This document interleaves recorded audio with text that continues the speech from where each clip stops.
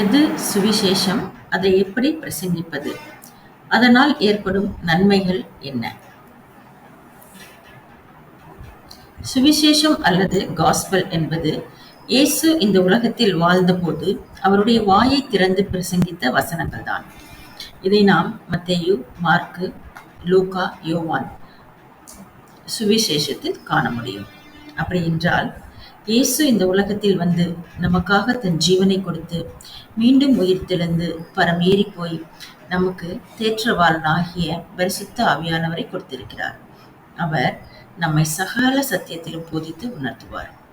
அப்படின்னா நம்ம சமயம் வாய்த்தாலும் வாய்க்காவிட்டாலும் சுவிசேஷம் அறிவித்து ஆகணும். இது நம்மேல் விழுந்த கடமை. மார்க்கு 16:15 முதல் படித்தோமென்றால், பின்பு அவர் அவர்களை நோக்கி, நீங்கள் உலகமெங்கும் போய் சகல சிருஷ்டிக்கும் சுவிசேஷத்தை பிரசங்கியுங்கள். விசுவாசம் உள்ளவனாகி ஞானஸ்நானம் பெற்றவன் ரட்சிக்கப்படுவான், விசுவாசியாதவனோ ஆக்கினைக்குள்ளாக தீர்க்கப்படுவான். இன்னும் இதுல நம்ம தெரிந்து கொள்ள வேண்டிய சில காரியங்கள் உண்டு மக்களே. பரலோகத்திற்கென்று வேலை செய்வது, ஆத்ம ஆதாயம் பண்ணுவது, கனி கொடுப்பது, இவைதான் நம்முடைய வாழ்க்கையில் மறக்க முடியாமல் நாம் செய்ய வேண்டிய ஒன்று. இதுதான் இயேசுவுக்கென்று நாம் செய்யும் உகந்த ஊழியமாக இருக்கும்.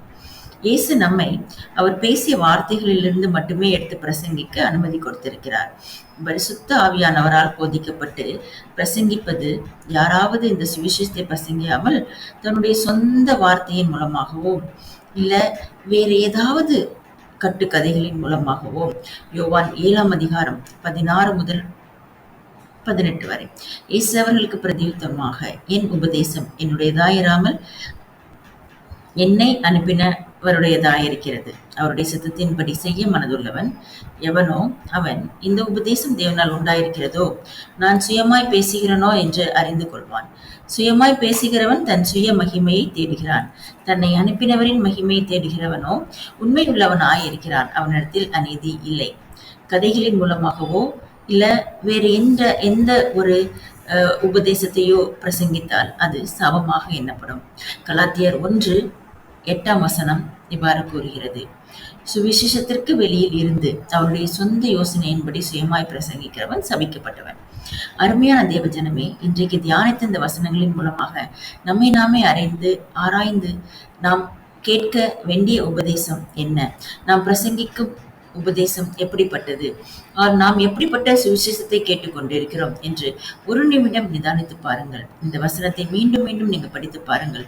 ஜனங்களே, மத்தேயு, மார்க்கு, லூக்கா, யோவான், இதில் தான் இயேசப்பா வாய் திறந்து பேசிய ஜீவனுள்ள வசனங்கள் சத்தியமாய் உள்ளது. இந்த சத்தியம் வேறு யாருமே அல்ல, இயேசுதான். குமாரன் ஒருவனை விடுதலையாக்கினால் மெய்யாகவே விடுதலையாவீர்கள். சத்தியத்தை அறிவீர்கள், சத்தியம் உங்களை விடுதலையாக்கும். நான் விசுவாசிக்கிறேன், கண்டிப்பாக நீங்கள் அதை வாசிப்பீர்கள் என்று. சத்தியம் உங்களை விடுதலையாக்கும் என்று நான் இயேசுவுக்குள் நம்புகிறேன். இயேசுவுக்கு நன்றி.